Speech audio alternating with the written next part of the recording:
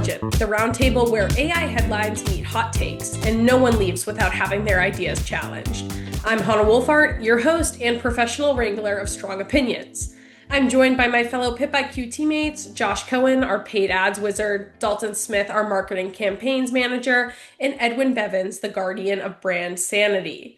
Each episode, our guest will break down this week's biggest AI stories, from the game-changing to the just plain weird, and figure out what it all means for the way we work, market, and live. This is where smart ideas get debated, bad ideas get roasted, and AI hype gets a reality check. Let's get into it. All right, guys, starting off, big news from Apple this week. So at its latest event, Apple unveiled the iPhone 17 lineup and the slimmer iPhone Air, emphasizing hardware design, but showing limited progress in AI compared to rivals like Google's Pixel 10. So AI features were minimal, with the standout upgrade being live translation on AirPods, and Siri updates are delayed until 2026. With Apple's current AI tools like summarization and Genmoji, those are sometimes seen as underwhelming, leading the company to consider partnerships with third-party providers such as Google Gemini.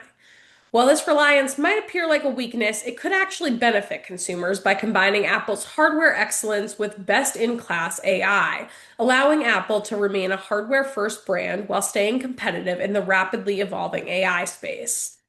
Let's get into it, guys. Dalton, live translation on AirPods is flashy, but is it enough to keep Apple competitive against Google's Pixel AI push? In short, I believe yes. It may not be solely due to the live translation on the AirPods, but as we've seen, Apple has earned its right to remain competitive, as we've seen time and time again. In short, I think, Apple's just playing the long game. Right now, they're kind of just keeping up visible hardware improvements, while preparing to bring on Siri AI updates in 2026 without kind of rushing and making trade-offs that could hurt the user experience. The risk is that other companies are accelerating more rapidly in AI. They could see some of that AI mind share, but Apple believes that consumers still significantly care about, hardware, privacy, and seamless experiences, not just about having, the latest AI assistants. Edwin, if Apple partners with Google Gemini or another third-party AI, is that a sign of weakness or a win for consumers who get the best of both worlds?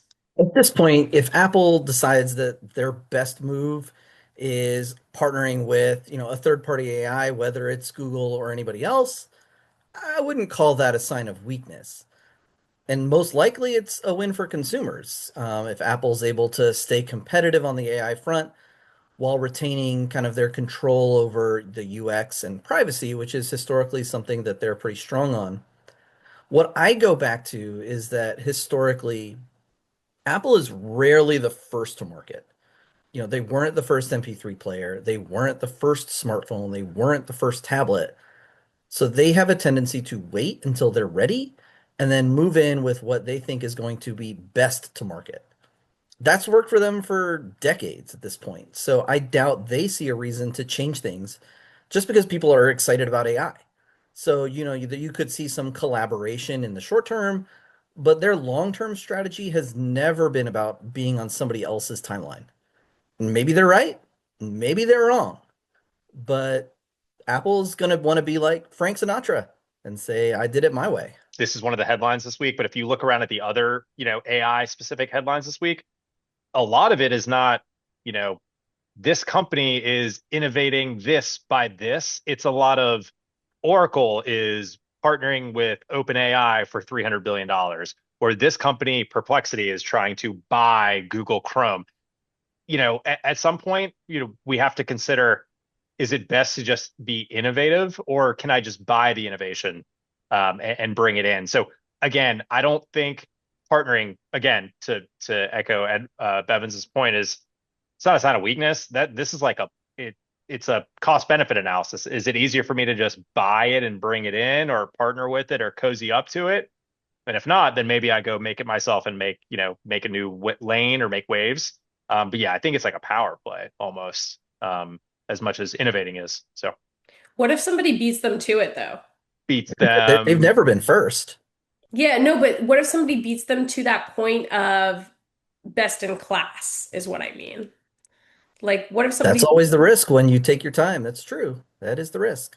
But I also feel like that goalpost is always like being moved in a way, like whatever we consider like this is amazing, this tool is the best. 5 years from now, it becomes old hat. I think a lot of the stuff that we talk about in AI, it's all new. This has never been done before, and that's what innovation is all about. But it's going to become like table stakes. It's going to be like, yeah, what can your AI not do that? Like continually going to get comfortable with what this does in our lives, so like best in class is only best in class for so long. For a long time, and I'm not knocking Apple products. I have one in my hand that you like, oh, they keep coming out with something new and something innovative. But people have, some things grow stale. It's like, cool, how much thinner or how many more cameras can I have on the iPhone? Like when is it truly going to be something like groundbreaking, like as groundbreaking as it was when the iPod came out, right? So I guess, yeah, to your point, Hannah, like the best in class is only best in class for so long. And I think the other companies, once that aura wears off, they can move in so that's why Apple wins. It plays that long game. And it's like, I can find something and perfect it and then, take my time and perfect it again. all right, let's throw it to Dalton. What do you got on Google's latest AI updates? Google packed August with announcements across hardware, software, and research.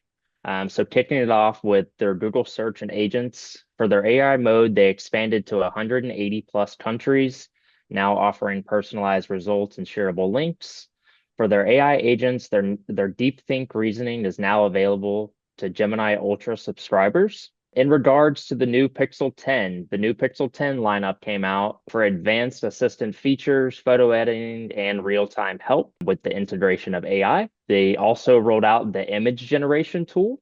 DeepMind's new model called Nano Banana is a top-rated editing and consistency editing tool that is now inside the Gemini app. They are also doing a free 1 year AI Pro subscription for students worldwide.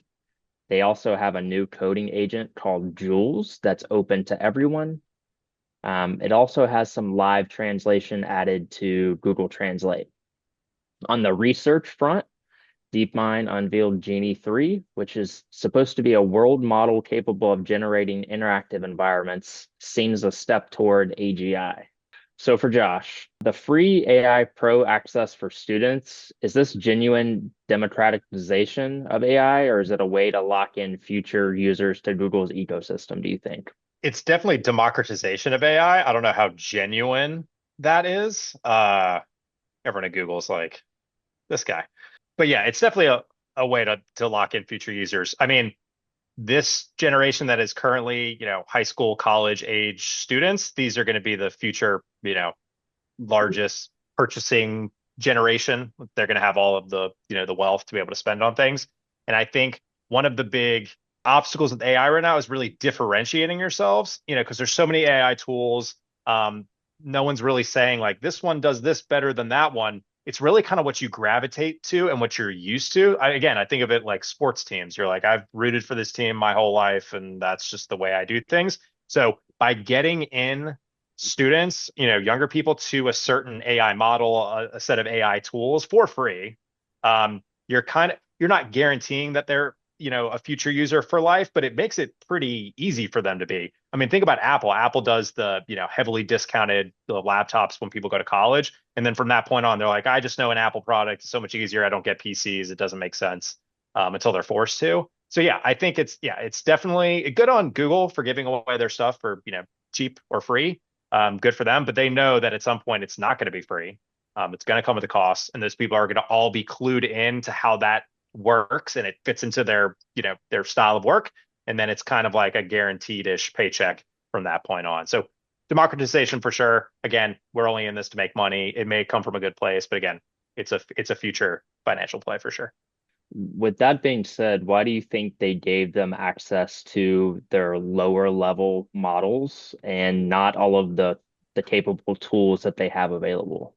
One, I think it's just probably the sophistication of it. It's not, again, there's cost to running these things. So if you're going to give it away for free, you don't necessarily want to give them the most powerful thing that does cost a lot of computing power on their side. I get that.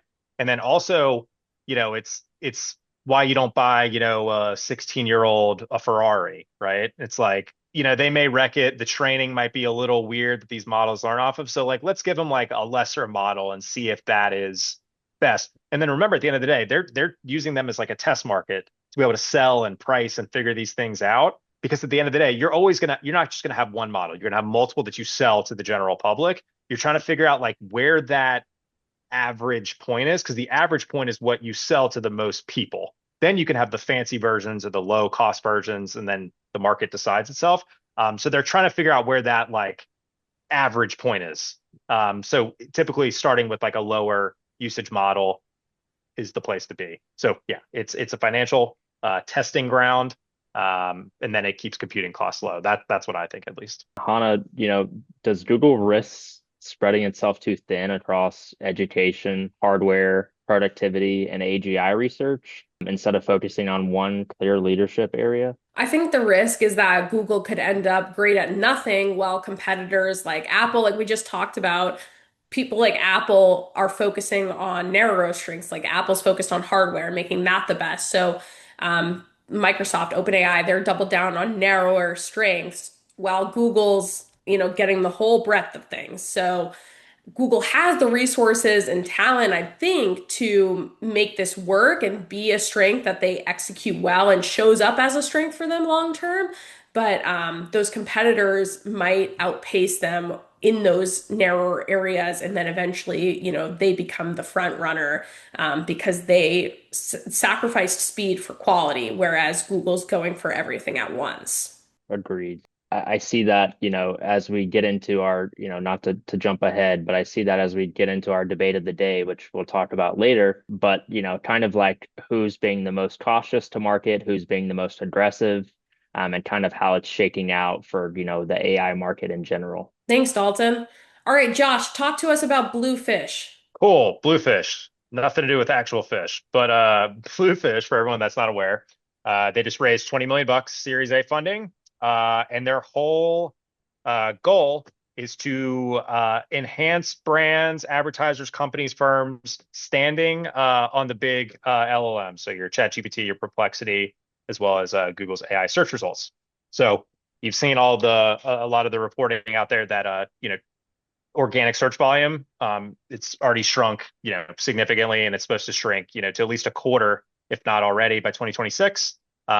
People are no longer turning to, the organic URLs that show up in their search. They're going to GPT, they're going to Perplexity and Google's AI results, and they're just getting the answers that they want, which is great. It speeds things up, and it still has an impact on brand voice and things like that.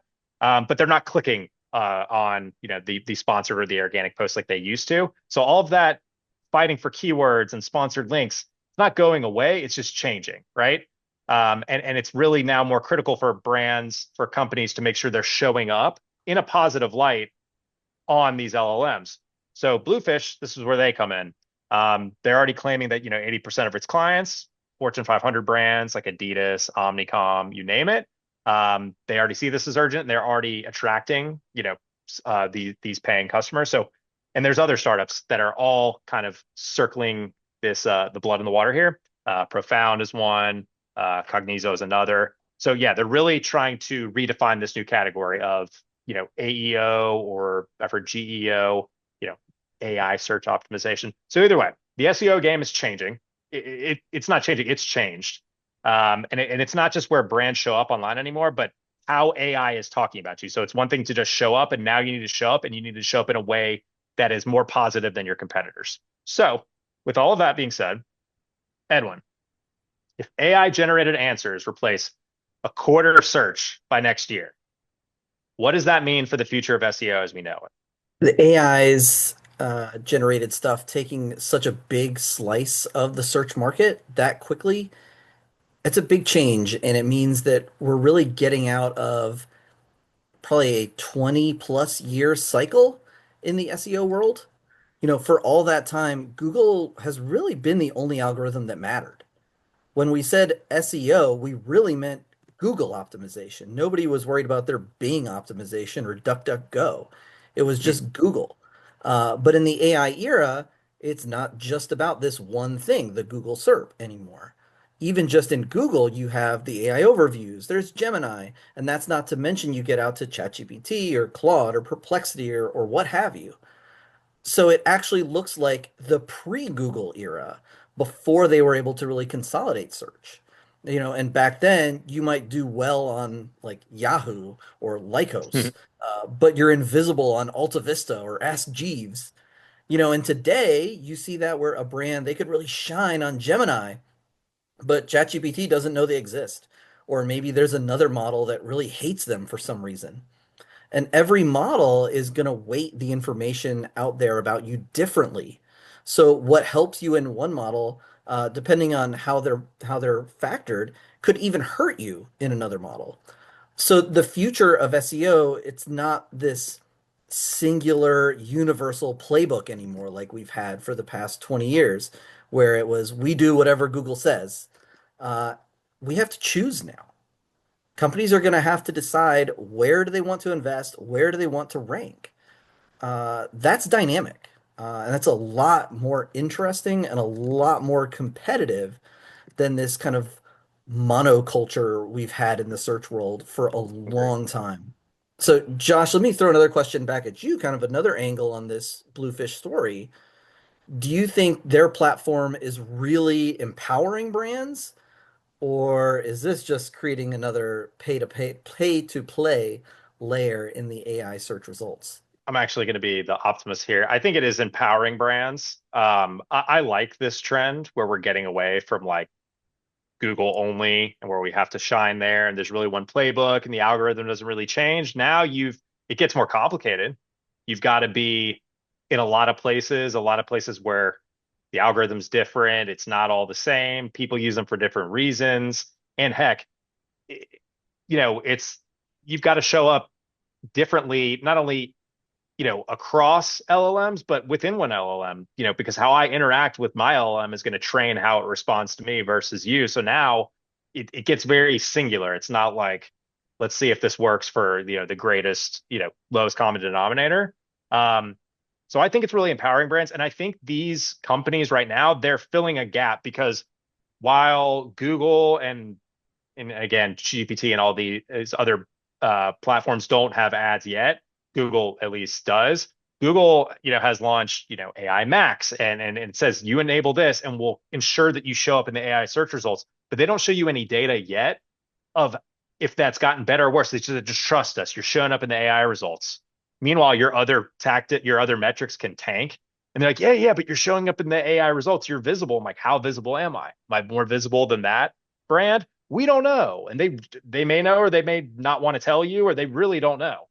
So I think these companies coming in are filling a huge, huge gap by saying like, hey, we don't know exactly, but we're having a pretty great idea. And here's, the sources that we're pulling in that you're at 80% more positive than this brand on this thing. And here's how you can close that gap. So again, I think what they're doing is great and the right move. What I'm curious about is obviously the big players are looking at this. They're like, they're stealing our mojo. These brands are being paid to see where they fit in on the different places and how to manipulate them. At some point, remember what I said, innovation sometimes is just buying innovation for yourself. So I can see a lot of these companies getting acquired or something of the sorts of that, hey, you want to manipulate the system? I give you the keys to manipulate it. You're still going to have the issue where you have multiple LLMs, but the LLMs themselves will tell you how well or not you rank, and they're going to charge a premium for me to tell you that so that you can win the game and keep putting money in the carousel. So again, it's going to become more of like a pay to play model. But right now, the little guys are, I mean, they're not so little. They're getting $20 million in Series A funding, but the little guys are winning out. So, which is good to see. Edwin, talk to us about AI agents failing companies. Oh, yeah. Now I get to be the rain cloud here. Okay. In 2025, there's been some data on this. Enterprises are on pace to pour nearly $200 billion into AI, especially generative and agentic systems. And the goal is we all want to see transformative gains in productivity and this revenue growth.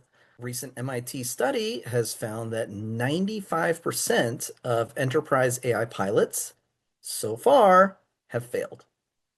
And the struggles, it's not just about strategy. So even some of the most advanced AI agents like Google's Gemini 2.5 Pro, a study found that it failed about 70% of real world business tasks. That's not great. And then there was a recent report coming from Gartner that more than 40% of AI agent projects could be scrapped in the next 18 to 24 months. There'd be a variety of reasons. Some have high costs, these unclear returns that we're talking about, security concerns, which is something we've talked about a lot. And then you also have the issue of what's called agent washing, which is basically when a company takes a pretty ordinary tech tool and they just call it AI to try to capitalize on the hype. So there's a lot going on here, but from a financial perspective, it's a gold rush, right? But the payoff has been elusive so far. So a couple questions. First one for Hana. If we're looking at 95%, like MIT found, of these AI business integrations failing, is that more about a mismatch between expectations and reality, or does this go back to some limitations on the actual technology? I think it's more the first thing. So I think it's about a mismatch between sky high expectations and what the technology is actually ready to handle today. And we're seeing the space, become more and more competitive as more players enter.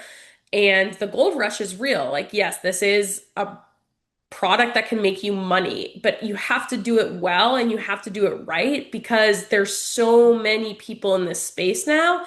And so what's going to set you apart? What's going to be your differentiator? Because if you're just trying to create an average tool that does something that the next person can, then you're not going to get very far. And I think that's what these companies are running into is that like the space needs unique players, not more of the same. And so that's why there's so much failure right now. And we can learn from that failure. It's like our CEO always says, right? Learn more from your failures than you do from your successes. And this is a perfect example of that. Like create AI that is actually going to move the needle rather than just a generic player in an already polluted game. Yeah, so Dalton, let's take the flip side of that. So, like if we say if 95% are failing, then that means there are 5% of these pilots that are succeeding. What do you think they're doing differently that everybody else needs to learn? Yeah, so based on MIT's research, they've seen that a lot of these successful, or by a lot, I mean 5%. But based on their research, they're seeing that they are being led by young individuals, 19 to 20 years old. Those individuals are kind of picking one pain point and executing that pain point well. They're purchasing their AI tools from specialized vendors and partnerships. They're not, creating the tools or finding them themselves. They're additionally empowering their line managers to drive adoption throughout, the organization. Some things that we've seen as to why they're falling short is not really the quality of the AI tools, but the research says it's, about the learning gap for both the tools and the organization itself. It also, revealed the misalignment in resource allocation for these pilots, stating that more than half of the budgets were being devoted to sales and marketing, while they found that the biggest ROI was in actually back office automation. And they additionally found that, firms that were running these pilots that were trying to build their own proprietary generative AI systems, we're seeing far more failures when going solo than when trying to use a team to do so. So I think there's quite a few reasons as to why these only 5% are being successful. It's interesting to hear you say that. It's like Hannah, you mentioned one of the things we talk about in the office a lot. There's another one that we talk about. There's no silver bullets, and that's kind of what I'm hearing you saying there, Dalton. That the companies that are doing it right, they're finding one thing and they're really focusing on it instead of treating this as, oh, we're just going to bring AI in and that'll solve everything. Magic. Like no, that's not what actually works. It's being a little more focused and like intentional about what this is going to do and how it's going to work. I'm bullish on, and I've talked about this before, but like the rise of like AI for like a niche purpose. I feel like a lot of the tools out there, like we do everything. This does this, this, and this and that. And again, if you come into a project or a thing and you're saying, Bevins, to your point, yeah, we're going to use AI and it's going to solve all our problems. If you're not coming in with like a clear goal and like a clear way to measure that thing, yeah, we just onboarded this AI tool. It's going to solve everything in every department. Like that's not going to get you anywhere. You got to come in, with some sort of goal in mind. So if we have these, tools come about that are more niche that solve like a specific thing for a specific vertical or a specific department, I feel like those can really latch on because I feel like what happens now is you get this whole AI, and again, the world is truly your oyster, but that's overwhelming. The fact that this can technically do so many things, I just don't know which way is up. I don't know where to go. I don't know where to apply it. And we're all just figuring it out, which is okay. But I think when you're just figuring it out and you have some like long financial goal in mind, like some payoff from it, and you really haven't thought about anything else of like how to actually use the tool to get to that goal, that's where the failure comes in. It's not a flaw in the tool, and it's just you brought it in, you thought about it the wrong way, you're playing with it wrong. All right, you guys, now it's time for debate of the day. So, does AI's future belong to cautious players like Apple, aggressive movers like Google, or the investors betting billions on disruption? This has kind of been what our whole day has been about. So, let's get into it. What are the hot takes? Edwin, start us off. I think I'm gonna just go ahead and pick the winner. No, not really. But I do think the winner will be someone among the more cautious players. Let the aggressive movers go first, make the mistakes, and then somebody else, maybe it's an Apple, but more likely even it's a player we don't even know about yet, can swoop into this fractured landscape and take it over. To travel back in the time machine again, that's exactly what happened when Google arrived. Back then, all the other search engines had their own strengths, but none of them quite were able to solve search until Google arrived pretty late in the day, really, but they had a better system. And so right now I'm seeing a similar pattern. Some AI models have great distribution, others have the best tech, others have the best UX, but nobody's been able to put it all together yet. So my bet is when the dust settles, it will not be one of today's leaders that dominates. It's going to be somebody who comes in late, integrates the best ideas, and actually solves the problem. All right, just for the drama, I'm taking the other side of this, the big aggressive players. I think you fix your mistakes later, but lead by innovation and industry breakthroughs. So try to be that front player and act like you're a small or medium-sized business and be nimble. Fix those mistakes as you go. If you can move at lightning speed and innovate as you go, then you have a chance at staying ahead of the game. Josh, what do you think?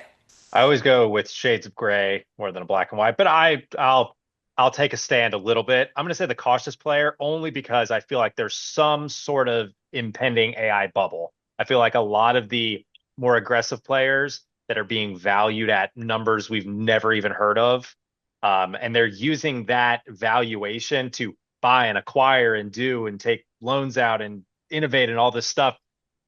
If the value, if the return isn't there, I can see a lot of those companies taking huge losses because they played too much hardball, which leads me to my shades of gray response. So yes, I'm more in the cautious camp. The companies or investors out there that have enough money to weather all the ups and downs of this market, aggression, whether they're an aggressive type or a cautious one, I feel like those are the ones that are going to win out. It's the people who have the most money and who don't blow all that money, who can take a loss and keep going. I think those are really going to be the ones that pan out. I might lose $100 million here, but I make it up with a $600 million acquisition over here. I think that, unfortunately, money wins. So if you're able to bear the brunt, then yes. But yes, I'm more so in the cautious camp. All right, let's talk to a real gambler of the group. Dalton, tell us the thoughts. Is the aggressive move, like, are you putting all your money down on the aggressive players or are you going cautious? I'm actually gonna lean towards Josh here on this one. I'm not going cautious and I'm not going aggressive. I'm actually just gonna, not pick a side. I would say that kind of Google holds the current momentum. Apple owns the brand trust and the patience, while we see, the investors holding majority of the risk. But much like anything, in the world, we're going to see ebbs and flows. Each of the primary players are going to go through periods of large scale success. And then we're going to see like, current periods like Apple, periods of dormancy while their competitors are in the spotlight.